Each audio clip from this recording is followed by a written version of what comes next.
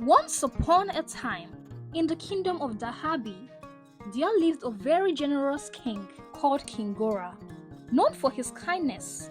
In fact, people from neighboring lands came to the kingdom of Dahabi to witness the kindness of its ruler, and the king never hesitated to show hospitality to the people. He freely would give out bags of rice, beans, wheat, flour, even money, just to make the people's life easier. King Gora was known far and wide as the cheerful giver, and his kindness was not just limited to the people of his kingdom alone. The king made sure anyone and everyone who sought him would not leave empty-handed, regardless of where they came from. However, as time passed, the people began to forget the true value of his compassion. They saw him as weak and took advantage of his goodwill, sneaking into the royal palace to steal ornaments, food, and even precious stones. Servants and advisors, once loyal to the king, now lied to him, taking advantage of his gentle nature. King Gora would hear these wrongdoings, but he could never bring himself to punish the offenders. He often thought, they don't know any better. They are misguided. Perhaps I can change them with more kindness. He believed deeply that kindness could heal all wounds. But the repeated theft left him weary and frustrated. He began to wonder if kindness alone was enough to rule his kingdom. But there was one thing that troubled him more than these minor thefts: his legacy. Without children to inherit the throne, King Gora had no one whom he could pass the kingdom's reins. The worried king sat in the palace one evening, his mind drifting. When I am gone, who will care for my people? Who will lead them with the same gentle heart that I have shown? The kingdom had flourished under his rule, but despite him being kind, the people remained greedy and repaid him with evil deeds. What would happen if he leaves his throne to one of his subjects? They would turn out greedy and selfish. King Gora feared the next ruler might not be trustworthy. He feared that without a ruler who was honest and upright, everything that he had worked so hard for might slip away. King Gora, desperate to find someone worthy to lead his kingdom after him, decided to hold a grand challenge. He invited young men and women from across the land to prove their loyalty and worth to the throne. He set forth trials to test their bravery, wisdom, honor, and integrity, hoping to find someone who could inherit the kingdom and protect his legacy. Different men and women came forward, eager to prove themselves. The first contender was Adebayo, a strong and ambitious young man from the neighboring village, known for his strong physical build that could easily intimidate anyone and force them to cower under his watch. Adebayo promised the king that he would protect the kingdom with his might. Indeed, he looked like he would make a powerful ruler by instilling fear in his subjects. But King Gora wanted a ruler who would rule with love and honesty, not intimidation. Regardless, he decided to let Adebayo earn his place. But during the first test, Adebayo was entrusted with guarding the king's precious gold chest, filled with jewelries. Instead of standing watch, he grew greedy and sneaked away, believing he could take the treasure for himself. By the time the king's guards found out, Adebayo was gone, and the chest filled with precious gold was empty. Adebayo had fled the kingdom, proving his unworthiness. The next contender was Agume, a charming and smooth-talking man from the capital, seemed to possess great wisdom and spoke different languages known to man. He was appointed to assist in the king's negotiation with foreign traders. However, Agume secretly conspired with the traders to steal some of the kingdom's rare spices, which were highly valuable. During one of the trade negotiations, Agume stood in as an interpreter and conspired with the outsiders to steal the king's rare treasures. After he was promised a deal to receive a large cut from the investor, Gladly, Agume carried out his part of the plan in hopes to sell his gain for his own profits, unknown to him that this was all planned by the king. And when the truth was revealed, Agume hid his face in shame and disappeared into the night, never to be seen again. Another competitor came forward by the name Bode, a quiet but ambitious man from the king's own guard. He was tasked with keeping the royal pantry safe. King Gora, trusting him, allowed Bode to guard the ancient scrolls and records that contained the kingdom's secrets. But Bode, driven by desire for power, burned the scrolls and stole important documents, hoping to manipulate the king's decision into signing away his wealth. When the king learned of the destruction, Bode was found trying to steal as many treasures as he could, but the king's guard caught him on the act and threw the over-ambitious Bode out of the kingdom and locked the gates of the city to him forever for being such a cunning thief. At this point, King Gora was growing impatient and really disappointed when Waje came forth and presented herself to be challenged by the king's test. She was said to be a noble woman with a sharp mind, and she was good at convincing people, even the king. So King Gora gave her a chance. She was chosen to oversee the kingdom's finances to the growth of the kingdom's economy. But Waje, driven by greed, stole from the total treasures, embezzled large sum of money from the treasury. During her time overseeing the kingdom's finances, she would sneak out at nightfall with large stacks of money in form of coins and hide them in the home of a milk merchant who was said to be her husband, disguised as a milk merchant. And when the king discovered the large amounts of money missing from the funds, Waje's greed was uncovered, and immediately she was discharged from her duties. The king was merciful, so he did not bother to recover all Waje had stolen from the royal treasury. He simply let her go with all she had stole. A few coins would make our kingdom bankrupt, and in no time, Kama would meet up with all those who had stolen from the kind king. Just like that, one after the other, all of them failed. Despite their different strength and promises, they had betrayed the king in their pursuit of greed, power, and personal gains. King Gora began to wonder if his kingdom truly lacked a noble soul. Feeling the heavy weight of his loneliness and the looming uncertainty of his legacy, in the midst of his despair, the king could no longer sit idle, waiting for the impossible to happen. His own people could not provide a worthy successor. Then, he would have to search beyond the palace walls, beyond the comforts of royalty. He would find someone with a true heart, someone who embodied the virtues of kindness, loyalty, and wisdom, someone worthy of inheriting the throne. And so, one quiet evening, King Gora made a decision to leave the palace and embark on a journey to find the successor he so desperately needed. He decided to hide his identity as the king. The king knew that if anyone discovered that he was the king, they might try to deceive him or act in ways that weren't genuine. So, in secret, he dressed in rag clothes so he could easily blend with the common folk.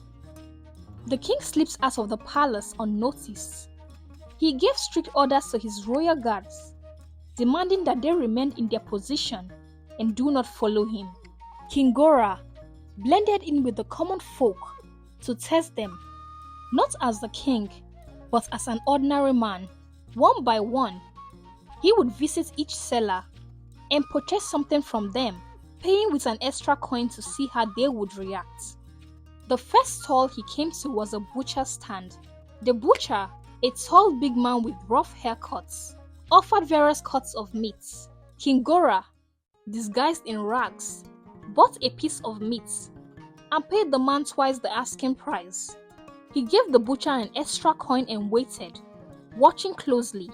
The butcher glanced at the extra payments, smiled to himself, thinking the old man must be forgetful due to his age. The old man must be losing his wits, he thought. He slipped the extra coin in his pocket, keeping the full payment for himself, thinking the old man would never remember the amount he actually paid. With a dismissive nod, He handed the meat without a word of thanks. Next, King Gora moved to the stall selling groundnuts. The seller was a young woman with a sharp, calculating look in her eyes. She weighed out a small bag of groundnuts for him, and he paid twice the price and waited, observing closely yet again. The young woman looked at the 2 coins, then at the old man, and her eyes glinted with greed.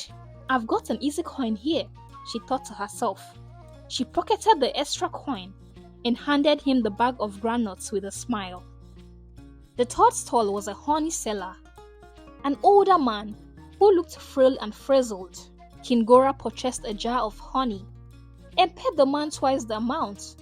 Watching intently, the honey seller, tired and burdened by years of hard work, saw the extra coin and figured the old man had made a mistake. But believing he had found a chance to profit, he kept the additional coin and gave the king his jar of honey without a second thought. Each seller thought they had outsmarted the old man, convinced he was simply too old to remember his dealings properly. They didn't know that they had been carefully watched by the very person they had deceived, the king himself. After making his purchases, King Gora sat by one corner of the market. His heart sank as he realized that all of his people, from the butcher to the honey seller, had been consumed by greed. They had taken advantage of his extra payments, assuming they could cheat an old man out of his rightful dues. "This is not the kingdom I ruled," he thought to himself, his mind heavy with disappointment. "Maybe I should give up and return to the kingdom. Everyone was just the same." But as the king was about to give up and return to the palace, something caught his eyes. A small stall with sugarcane. Behind the stall was a young girl.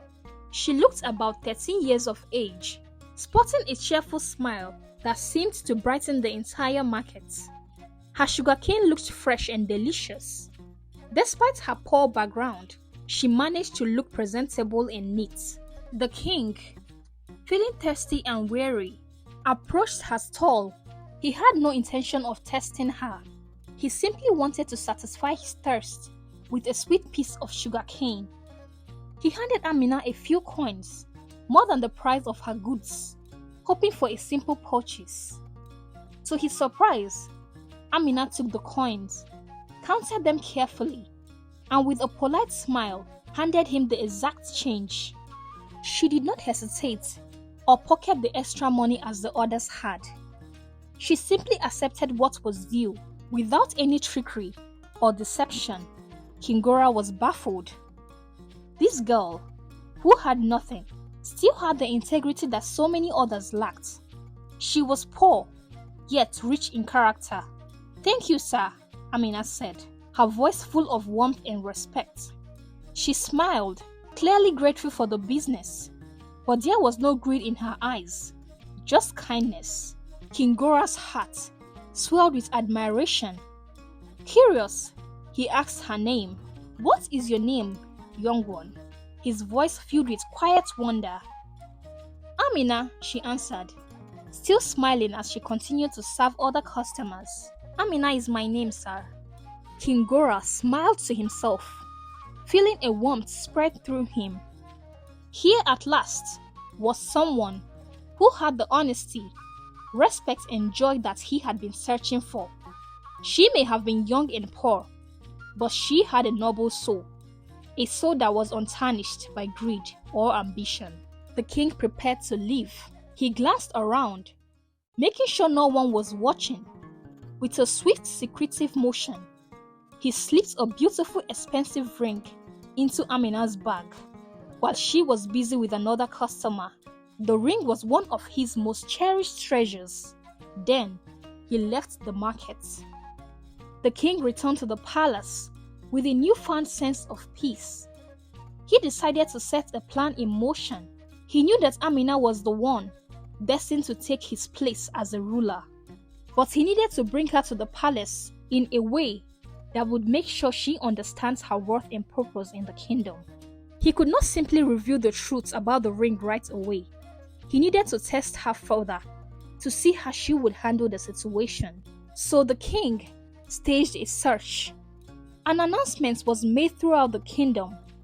The king's expensive ring had gone missing, and a reward will be offered to anyone who finds it. The king ordered the royal guards to search the entire kingdom, especially the home of Amina, a young sugarcane seller, for it is known that the ring might be in her possession. His purpose was not to accuse Amina, but to bring her to the palace. He wanted to see how she would react in this situation, whether she would panic, lie, or remain calm and honest. He knew exactly where he had placed the ring, but he also knew Amina's pure heart would not allow her to keep something that wasn't hers. He wanted to see if her integrity would shine through when faced with such a test. It was all a test. As the royal guards set out to search the kingdom, Amina went about her daily business, completely unaware of the king's announcement. She had no idea that the very ring the king had secretly placed in her bag was now the subject of a kingdom's-wide search. The guards soon arrived at her modest home, knocking on the door with stern faces, and asked to search the premises. Amina was taken aback and confused. She had done nothing wrong, and she had no idea why they were searching her home for a ring that she had never seen before.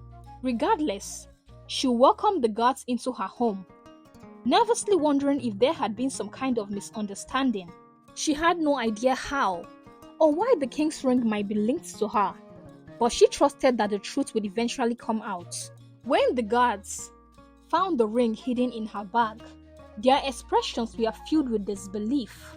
They immediately informed the king, who had been watching the entire scene unfold from the comfort of his chambers.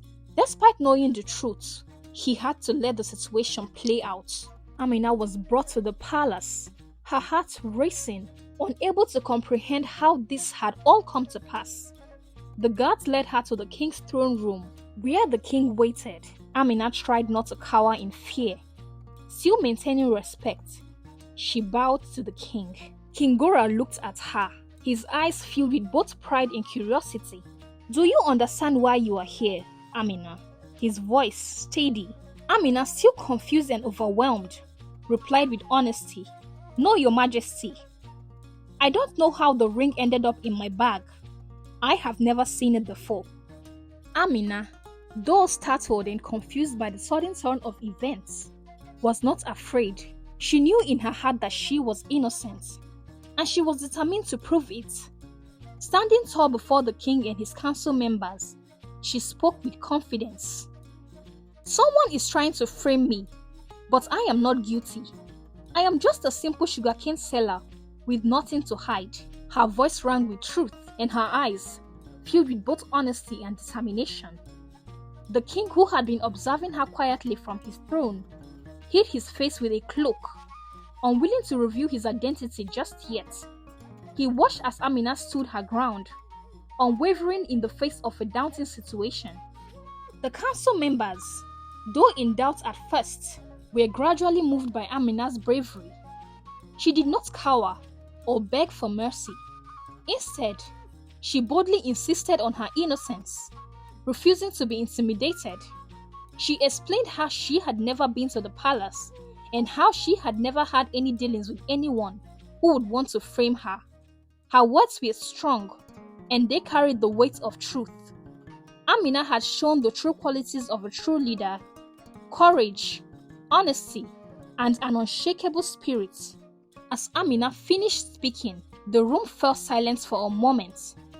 Then, a gentle smile. The king finally revealed his face, pulling back the cloak that he had used to hide his identity.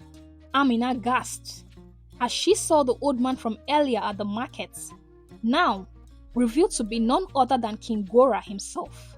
Her heart skipped a beat, and for a moment, she was speechless. The king's voice, full of warmth and admiration, echoed through the hall. "Amina, you have proven yourself to be a person of great character and integrity. You stood before me, not as a frightened child, but as a brave young girl, determined to defend what is right. Your heart is pure, and I have seen in you the qualities of a true leader. That is why today, I announce you as my successor." The council members, in stunned silence, looked at each other, realizing the gravity of what was happening. The king had chosen Amina, the poor humble girl who had never sought power, to be the next ruler of the kingdom. Amina stood frozen for a moment, not quite able to process what she was hearing. She had come to the palace expecting to clear her name, but now she was being told she was the future ruler of the entire kingdom. It was a dream she had never even dared to imagine. The king smiled warmly, turned to his council members. "Amina is not just my successor. She will also be the daughter I never had.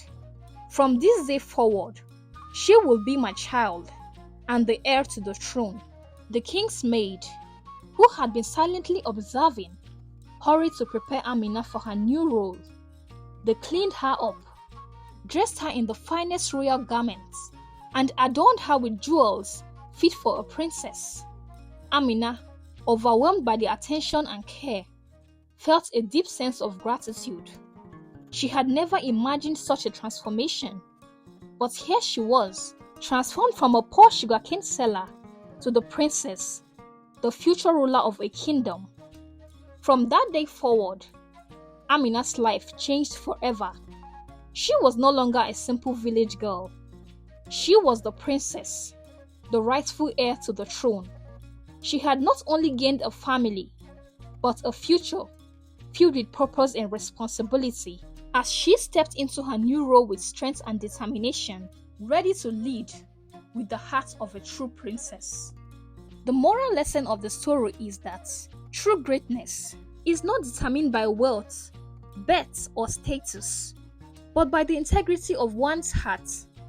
Amina, a poor sugarcane seller, proved that even the humblest and poorest amongst us can possess the qualities of a great leader: honesty, bravery, and kindness.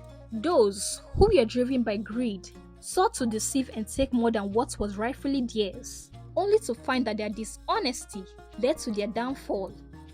Being honest, even in difficult situations, is not only the right thing to do, but it builds trust, strengthens relationship, and ultimately leads to a life of peace and genuine reward.